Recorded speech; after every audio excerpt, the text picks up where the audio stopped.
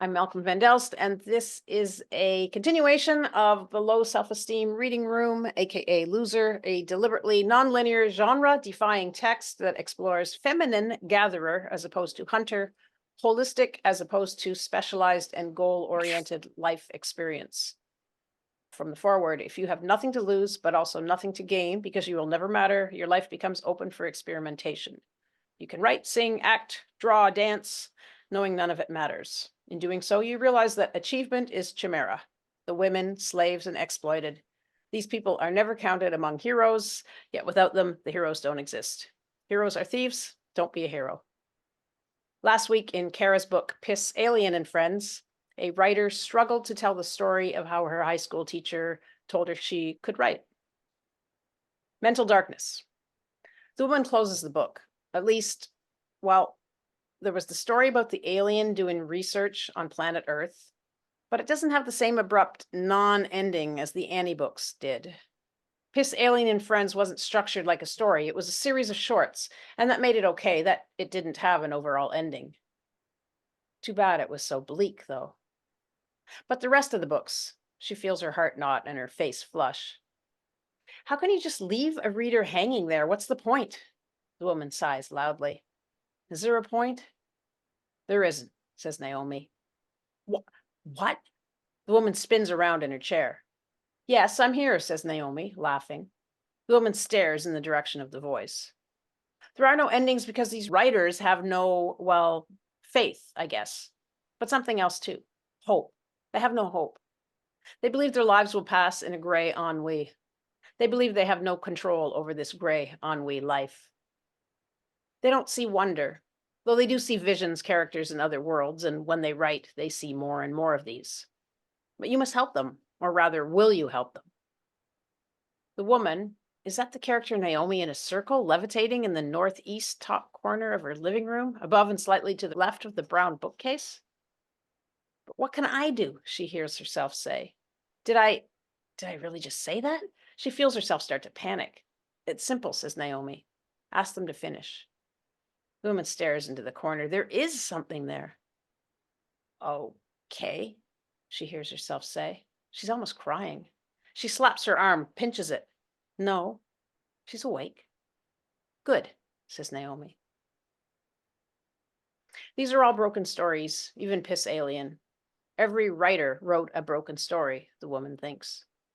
And none of them seem terribly normal, though you'd think that would be a good thing when it comes to the arts. But they were all dressed shabbily, shy, nervous, bordering on not right in the head. Maybe they're incapable of complete thoughts, she thinks, incapable of completion, integrity, or is this what people of the underclass are like? Incapable of thought? Good only for manual, mindless labor? Or obsessed with their own drudgery, trapped in a sort of mental darkness? A void, unable or unwilling to escape? Kyle at home. Kyle lies in bed staring at the ceiling. It's 11 a.m. He works nights in the kitchen of a popular vegan restaurant. He's rarely up before noon. He can't sleep. He gets out of bed, heads towards his own kitchen, makes coffee. Do do do do do do do do do do do do. His phone rings. Hello? Hey, Kyle. It's Jeremy. Hey, Jer. What's up? Uh, have you listened to your brother's cassette? The one he's packaged with his part of your book project? No, I haven't. He just finished those a couple days ago, and I've been. You should listen to it, man. It's kind of what? Kyle sits down. Did he fuck stuff up or something? I don't want to say. Shit. I don't have a copy. I forgot to get one off him last night. It's not very long. I can play it for you. The sound of Stuart's voice starts playing in Kyle's ear. Kyle, I know you really wanted me to work with you on this Annie book project. I'm sorry, man. It's not that I don't think it's good.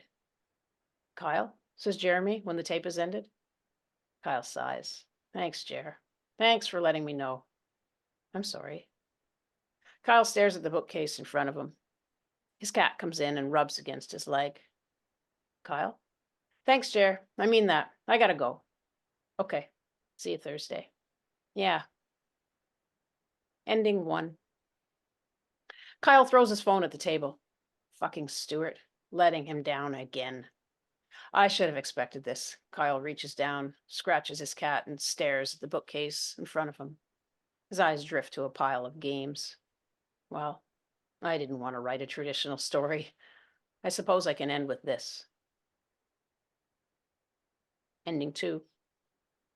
Kyle throws his phone on the table. Fucking Stuart, letting me down again. I should have expected this. Kyle reaches down, scratches his cat. I might as well finish it. How will that? Let's see. Jess and Naomi have just met. I wonder if I can use elements from Cara's and May's stuff. The woman floating in the liquid with the baby, and the alien doing research on planet Earth. Oh, portals. Kyle almost jumps with glee.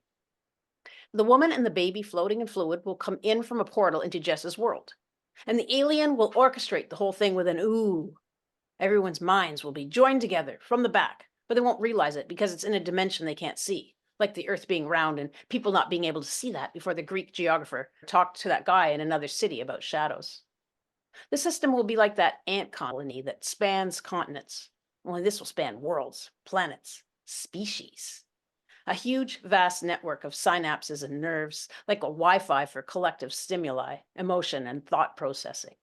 The portals, holes in this huge system, exposed by the big blow up, will allow humans to see the movement of the creatures from one world to another, from one person's mind and reality to another's, that they previously weren't able to see.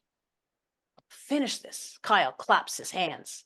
I will utilize this shift, this jolt from this horrible disaster that has changed how people, how life, how beings we haven't even met yet, but are still communicating with, think, and share. A new form of connected but individual awareness that allows wonder and color and hope to enter consciousness. I will make friends with creatures and beings no one understands. I'll live with them, share their stories, and one day it'll all make sense.